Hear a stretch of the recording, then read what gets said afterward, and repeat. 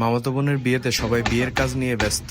এই ফাঁকে আমি আর আমার খালতো ভাই সবাইকে ফাঁকি দিয়ে ডাব চুরি করার মিশনটি কমপ্লিট করে ফেললাম। কেউ যাতে না দেখে তার জন্য একটা লুঙ্গি নিলাম, ওইটার ভিতরে ডাবগুলোকে পেঁচায় নিব।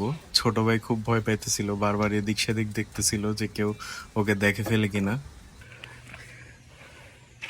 ফাইনালি ভাই ডাব চুরি ডান। এই যে আমার টার্গেট।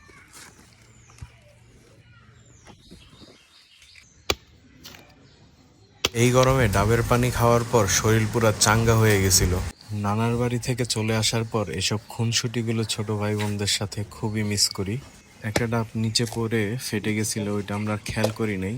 তো যখন কাটলাম, কাটার পর ভিতরে দেখলাম যে পুরো ফাঁকা, কোনো পানি নেই। ডাব খাওয়া শেষে লাস্ট মুভমেন্টে এসে আমরা ধরা পড়ে যাই। আমাদের কাজিনরা আমাদেরকে দেখে ফেলে, যার কারণে আমার খালাতো ভাই খুবই ভয় পেয়ে গেছিল।